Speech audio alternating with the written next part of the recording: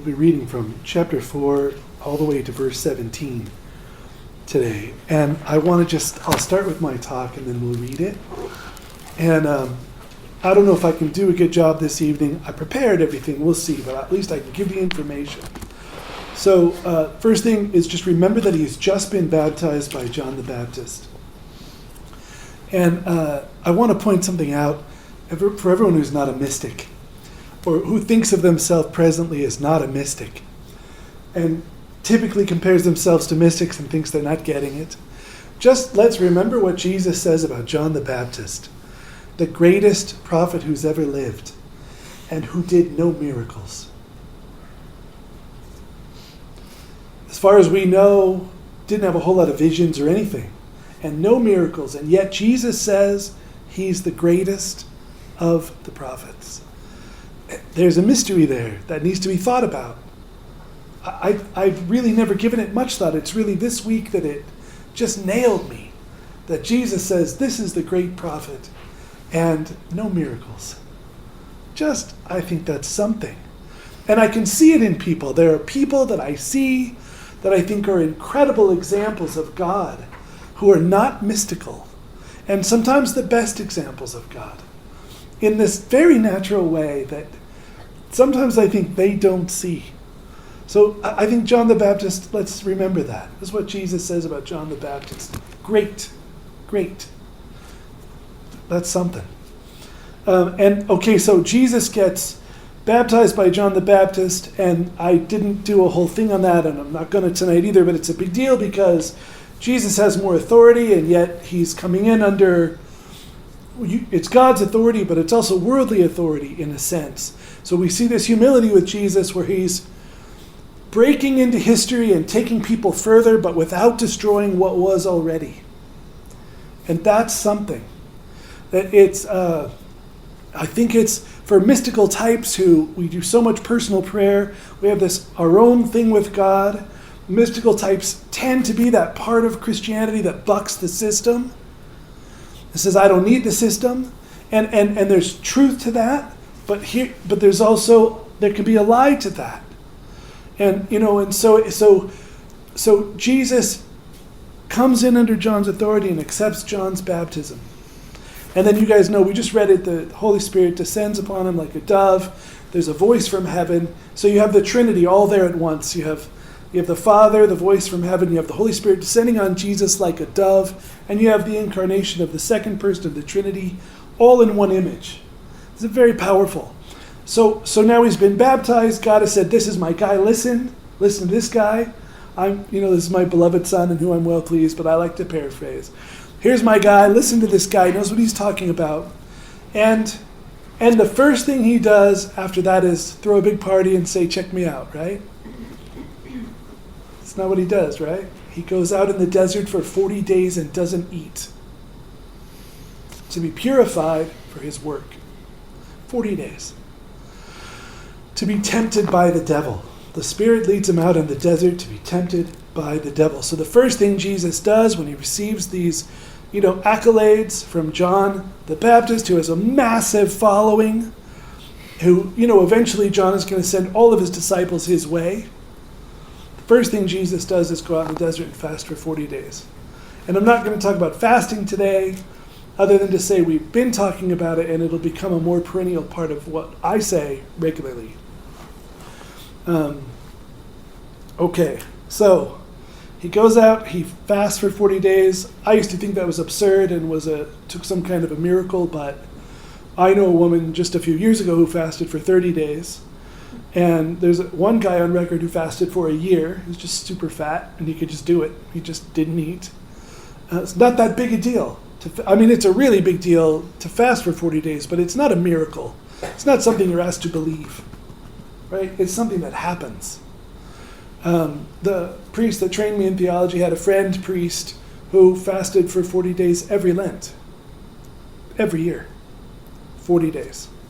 So it's not that uncommon. Happens all the time. Jesus did it, and then it says he became hungry. No kidding. And that's when the devil came in to tempt him. And, I don't know. I want to be pastoral today. I'm not trying to say the letter of the thing today. But nothing I'm saying is going to be fringe either. But I used to have a really powerful understanding of these three temptations. And I lost it. I went to write it today, and it was not there. And I was shocked. I thought, what? I don't forget this kind of stuff usually, but I'm getting older, Maybe that's how it'll go. And so I couldn't find it. Got on Google, DuckDuckGo. They're all my enemy. Nothing returned what I'm looking for. I read it in one of the millions of books I've read. It's gone. But I had the specific category of sin for each of the temptations. That I used to know this, and I couldn't find it. And it wasn't in any of the literature that I could scour through the week. But that's okay. We just want to have these really great labels. But the first temptation is he's hungry, and the devil says, if you're the Son of God, then you can take these stones and make them bread. And so this is the category of sin this falls under. The category of sin of materialism. Materialism. Jesus says, it is also written, you shall not live on bread alone, but by every word that proceeds from the mouth of God. I don't want to go down a litany of things that people have told me that they hope their spirituality will bring them. But I can say that a lot of people come in, whether they mean to or not, whether they can help it or not, and they've got a list of things that they're going to get if they give their life to God. And we're not picking on them because I'm going to share some of mine on the second sin because I've got a funny one and a serious one just to make an example of it. But for some people, it's like I'm going to get the job in the car and the wife or the husband, right? Or I'm going to get a raise. They see themselves like, if I'm this good now and I give myself to God and let God change me, certainly I'll get a raise, right? I'll get more money. And all of this is what Jesus refuted. This is what the devil came and tempted him with. The temptation of materialism. And he's going to eat anyway, but he just has to come walking out of the desert and go to his friends, and they're going to feed him. But the temptation is, I'm hungry right now. I've got the powers. Just make these stones into bread. It's like the way Christianity views this is a waste of a good miracle. If he had taken that temptation, it served no one but himself. It would have served no one but himself. That's a waste of a good miracle. It's the way they look at it. So this is the first temptation. And and the materialism can range from yachts to anything, right? And here's what's crazy. I made a list which I don't dare to read now because I don't want people going home feeling bad today. Remember that everything that would land on the list is something God made and is good. It's good. Whatever you can get caught up in is good. God made it and it's good. What makes it bad is when it becomes more important to us than God. Either in a real choice we make or in a choice we don't make, but we make by spending our time on it all the time. So my cell phone is the greatest danger in my home. Right? It's not a yacht. It's not wanting $1 million a year. That's not pulling me at all. But that cell phone, if I'm not careful, can call my time and attention. And then all of a sudden, that's my God because it's taking more of my time and consciousness than anything else. Right? So it doesn't have to be, those people that are rich that have these serious... that is a problem, yes, but I don't need to leave my property to have problems. So think of the sin of materialism. And then, just make sure I don't skip anything super important. Okay, the second one is more heavy. It comes in where I have my sins I want to share, and I think it's relevant to some people in the group. Not everyone, so don't go home freaking out, please. The second sin is to tempt God. So and this is the one that I had a great understanding of that I can't remember now. The devil takes him to this very high place and says, it's said that God will give his angels charge concerning you throw yourself from this high place. If you are the Son of God, God will save you. And it's this peculiar temptation to tempt God. To tempt God. If you love me, God, you'll do this for me. But it's no longer now, if you love me, you'll give me a raise. Now it's, if you love me, you'll show me a sign right now to stop me from doing this bad thing, maybe. This wrong thing. I fell into this heavily coming out of the New Age.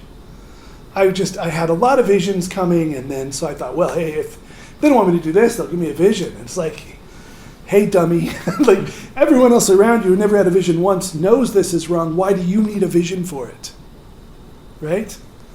But I'll give you a funny story and then a serious story of this sin from my life. The first one is, I raised these little kids from my old neighborhood, poor neighborhood, no supervision. They were out all night till 3 a.m, either with me or not with me. So me and Mary decided with us, because they wouldn't be doing drugs and having bad things happen to them. So we just took these kids under our wing and raised them for like 7 or 8 years. And where I used to live in that neighborhood, and so she moved into it, and it was kind of a rough place.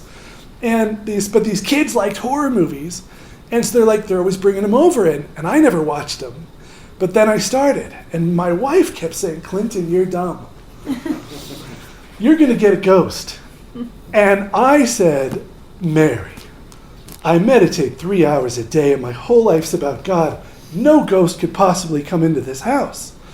And she said, you're really dumb. You're bringing it into the house, you're going to get a ghost, but not me, because I'm so spiritual, it can't happen to me. And we certainly got a ghost. Started hitting the walls, and I mean hard, loud enough to wake you up. We started hitting the walls, and then one time that one of our kids was sleeping over, he's in the living room couch, and he saw it in the hallway. For sure from watching horror movies. I'm not telling you can't watch horror movies, just saying what happened to me, right?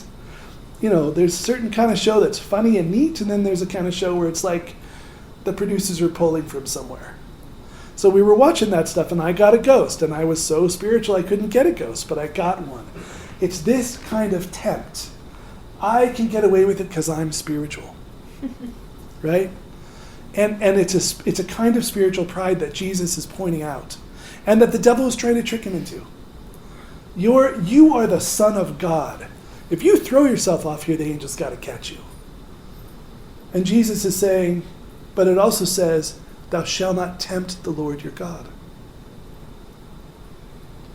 And I did this in many areas of life with food, thinking because I'm so spiritual, I can just eat anything I want. But that's not true. There are things I have to do for myself, right? So, and then I wanted to give you the more serious example, was during the night, when I was in the night, and they were curing me of mental illness, because mental illness runs in my family. So I was experiencing mental illness, but it was being pulled out of me.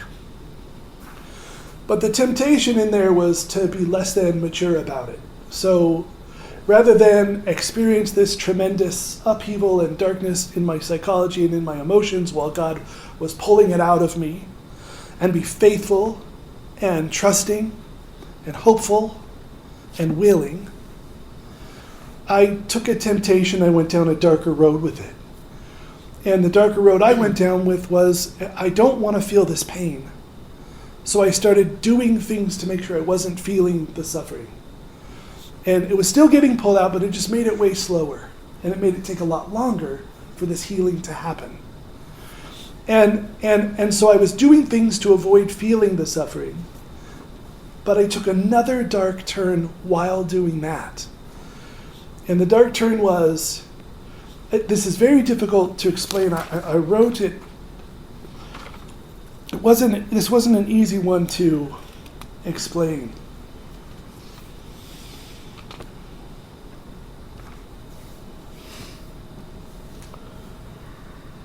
Yeah, rather than surrendering, okay, there it is, okay. I went into some self-pity and doubt, but not a really clean doubt. There was a doubt in there, just in me, that was a little bit of a flipping God off. Like, I don't want to feel this, you a-hole. This is hard. Who are you? I'm not going to believe in you anymore. But it was almost a little, there was some honesty there, but there was also a game in there. Where I started playing chicken with God. And I said, you know what? I'll just go down then. I'll just go in. I'll just go. I'll go into this darkness. Not in the way they were inviting me to, with faith and trust and hope and surrender, but in this other dark way where I'll wallow in it in a certain way. And it was very much like Jesus' temptation from the high place, in the sense that at some point that darkness took me to a ledge. And I remember coming upon it with my eyes closed.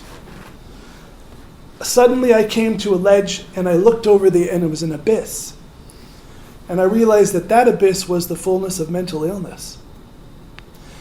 And I was kind of doing this chicken thing with God, like, save me, man. Save me. I know if you really love me. I didn't say this. This was all twisted. But I did it.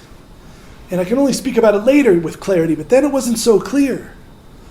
But it was, if I play this game of chicken, they'll send me a vision. Or they'll nail me with blinding white light and wake me up, or something. But I was playing a game. It was a dishonest game. And I got to the ledge, and I could peer over it. I could feel myself going over it a little. This one evening I remember very well. And I realized nobody was going to stop me from going over that ledge if that's where I wanted to go. No special vision because I out-chickened God. No new spiritual revelation, of which I had already had many. If I wanted to go over that and play that game, they were going to let me go over it and play that game, and I could have went into mental illness, and I don't know if I would have found my way out. Don't know. And it really scared me, and it pulled me back. And Jesus didn't do any of this, but I could see his high place. And the devil says, just jump. God will save you. But it wasn't God's will for Jesus to jump. So if he had done it, it would have been an act of self-will. And that's what I was doing. And that didn't take overnight. I didn't learn that lesson overnight. By the time I saw that ledge and saw the clarity of the choice I was making, I might have been a couple years into that dark place. Sort of playing chicken with God. You'll save me if I sort of force your hand. Rather than accepting the hand that was offered, which was walk trusting through this pain, that I'm not sending you, but that you already have in you, that I'm trying to heal. And yes, it's difficult and hard, but I'm showing you a way out of mental illness where you'll never have to go back. And I did take that road, but first I played games first. So there's that temptation. So one Christian branch describes it as an emotional temptation. To use your sin as a way to force God control. Okay. And they wouldn't let me go, and I really saw it. Okay, you want to go insane, go. I mean, I'm sure I would have found my way out eventually, but maybe not in this life. Those kind of choices have a way of taking a long time to undo. You don't just walk out of that. It was real.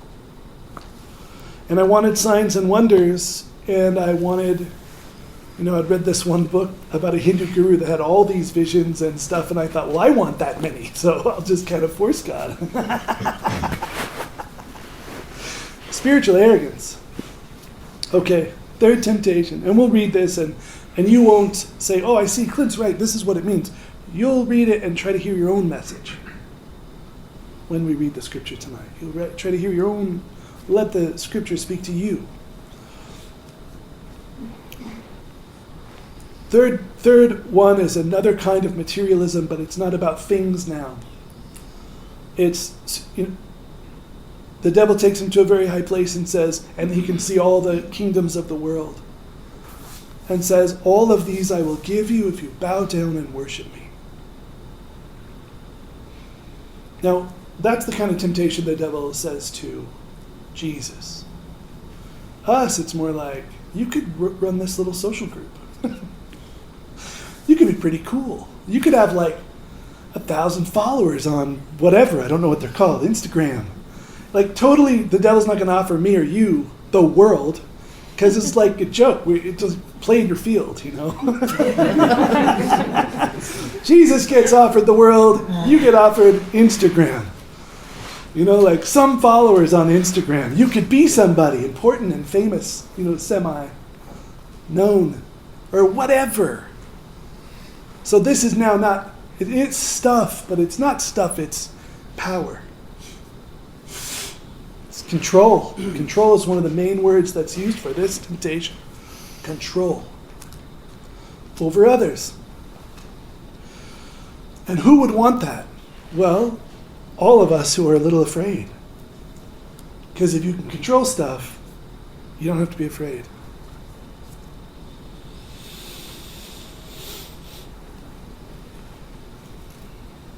So it's promotions, it's authority, it's leadership, it's fame, it's position, it's social status. A lot of stuff we've been talking about already. Things the devil whispers in our ear and says, getting on this path, no one's noticing. Sure as hell, no one, I thought everyone would think I was so much cooler. They don't. Some of them don't even notice. Some of them interpret it as a negative. I'm not as sharp or shiny as I used to be. Half my friends think it's less cool now. Is this worth it? Is this worth it? It is, but not when you compare it to those things the devil would have given you if you followed the devil.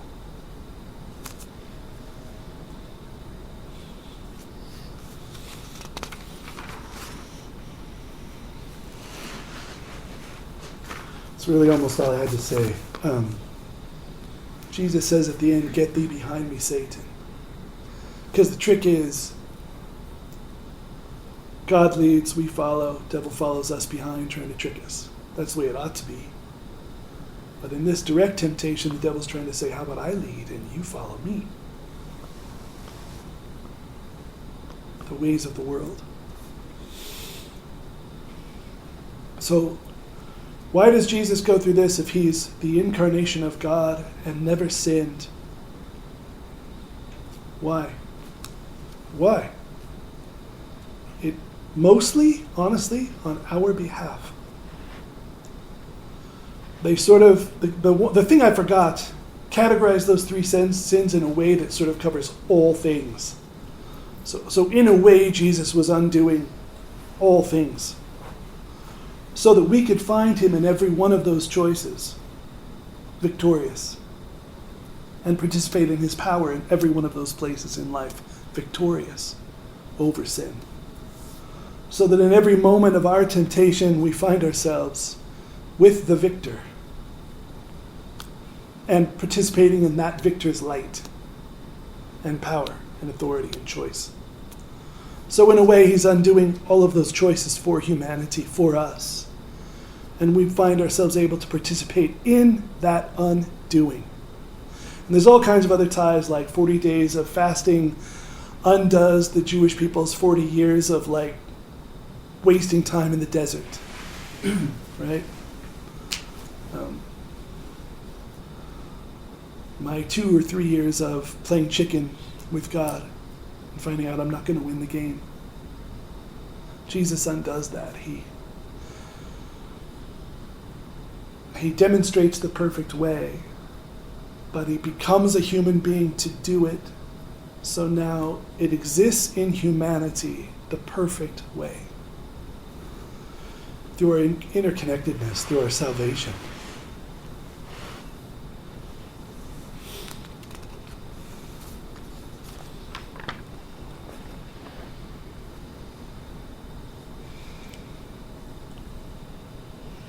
Last thing I want to say, prompted by a conversation today.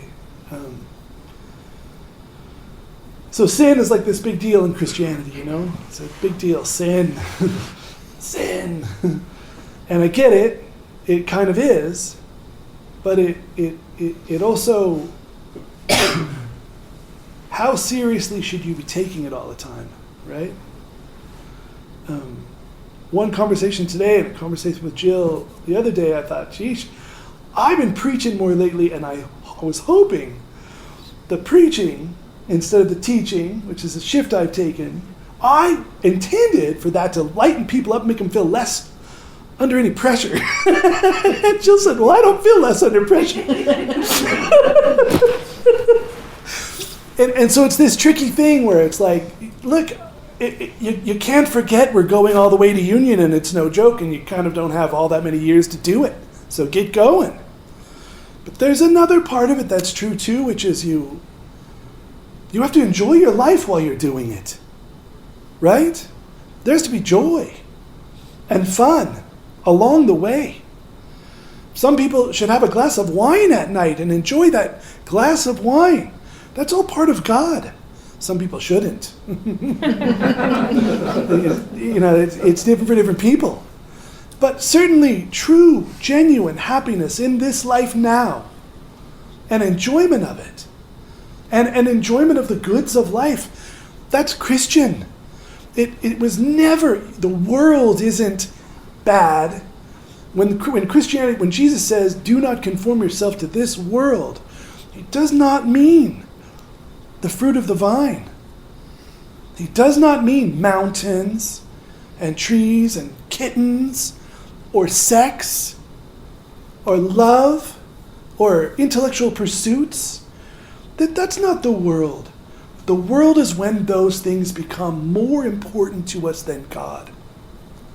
That's the world. So, I'm dead serious about things and I want them to come over me at night and purify me, and I'm sometimes a little disappointed if they don't. But if my daughter walks in the room or someone calls, that's a time for love and joy and humor and laughing at our sin, not just being like serious about it. You should be able to laugh pretty loudly and heartily about it. And Father Patrick died, by the way. He died Thursday. And I went to his funeral today with my daughter. And, when I would go see him, there's like these kind of semi-soundproof rooms in the monastery, It had like sound paneling on them and everything. And you go in there and feel so quiet, kind of eerie, creepily quiet almost if you're, got stuff you don't want to say. It's like, just do quiet. But really, we would laugh so hard, I know you could hear it in the kitchen. And we're laughing at, like, not things that are pretty. Things like, hey, I just spent 2 years playing chicken with God and just realized it. And I almost went down into full-on insanity. And that we're laughing at loudly and heartily. There has to be joy in it. It can't just be serious. And I get really serious, and you can't get so serious that you can't laugh and play. That's part of how you're free of it. Yes, it's serious. Yes. Clinton, don't cheat on your wife. Like, that's pretty serious. But laughing at the temptations that don't come now. But when they did, and when it was a struggle, if you can't go in there and laugh about that, at how stupid you are, what idiocy comes to mind, if you can't laugh at that stuff, how are you going to be free? It's like the whole thing is, it's dead serious, and there's a cosmic joke behind it all. It's dead serious, and it's hilarious. The crazy stuff we do. It's hilarious. It's mind-blowing, really.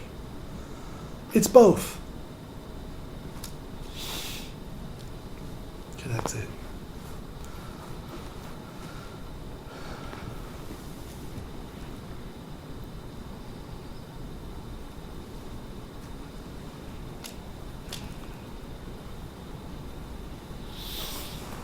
So we let go of what I said and you now absorb this message in your own way.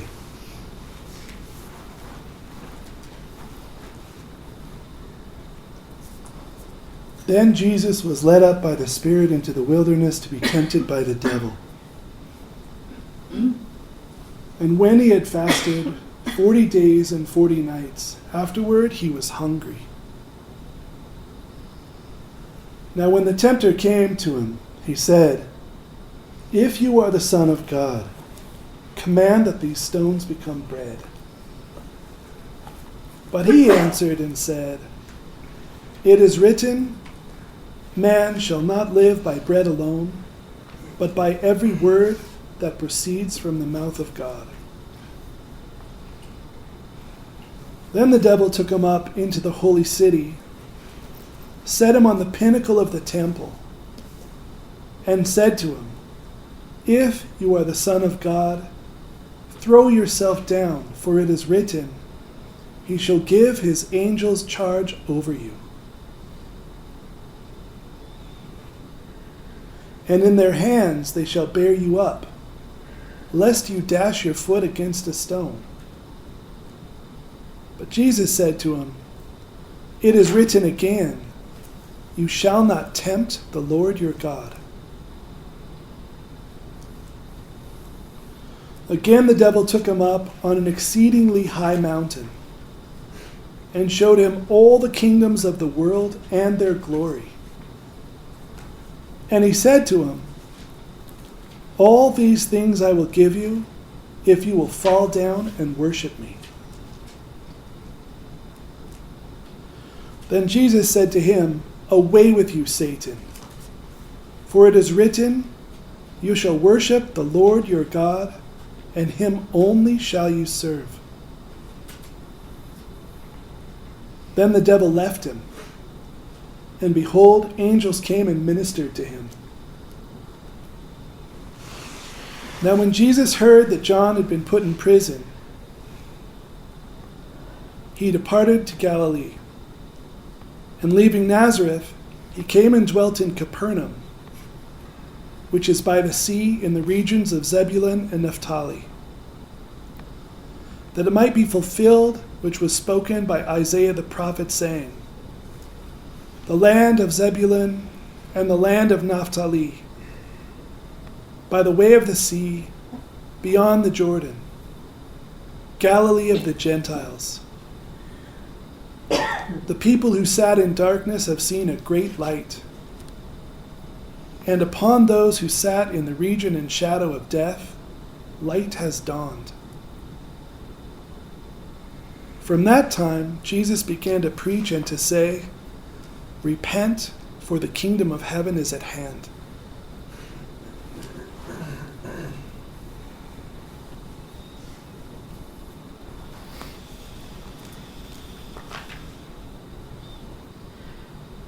Trying to figure it all out.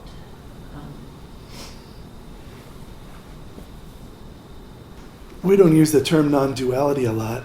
In Christianity, it's really a word Christianity uses because of dialogue with Eastern traditions, but we experience it. And what Cindy was saying about even when all the things are coming in her life, that it feels like there's this force behind it all, and it's all one thing, and the Trinity, the separate parts are one. The word for this from Eastern tradition is she's grown a lot in non-duality. Think of that. It's all connected for her, right? That's a it's a bit of non-duality. That's the word, and it's neat, really neat. Okay, let's see. I know there was an announcement. It was super important, and I forgot it. So it was something really important. Okay, well, we'll just do it next week. No, just that Father Patrick passed away. Father Patrick passed away. Everyone who was his student wants him to be canonized. It looks like maybe not. I didn't ask about it, but first thing they do is they wait 7 days and don't, embalm you. Just wait and see if you rot. If you rot, you're not all the way a saint.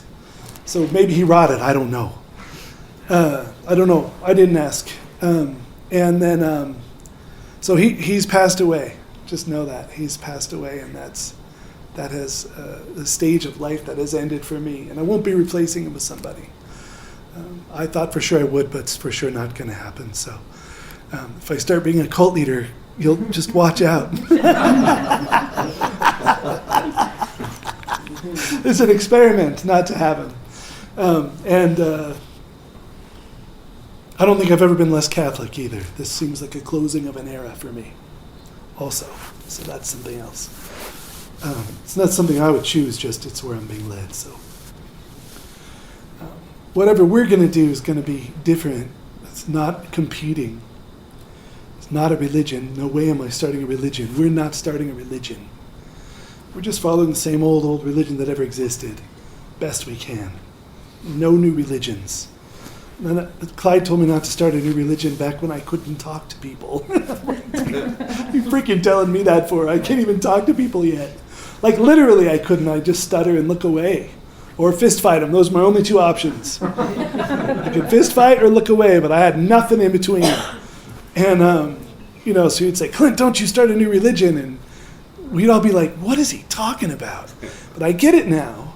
We won't ever. We have 37,000 branches of Christianity. We don't need one more. That certainly isn't like the thing the world needs. But maybe it could use a renewal of people that really mean it and actually spend time in prayer and get close to God and whose lives are transformed and who other people can come and join with and have their lives transformed. Certainly that is needed in the world. And the scholars today, the theologians of today and the philosophers of today are saying the only Christianity that will survive is mystical Christianity. But they don't mean you have to be a mystic, obviously, but the Christianity that actually believes. The Christianity who has mental illness cured by the Holy Spirit in a room alone. That Christianity is needed. That's needed. So that's really neat. So that's kind of what's going on. And then I got this new phone a while ago, but it deletes text chains for some reason. So people text me and it deletes them.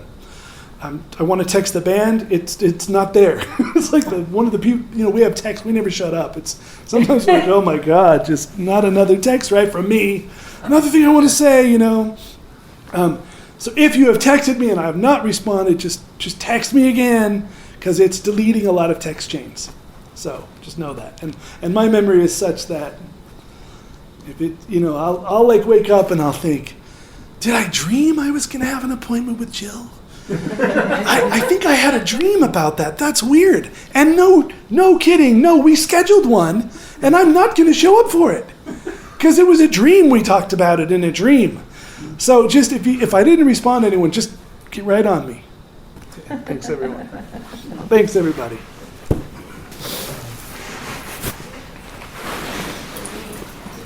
Okay.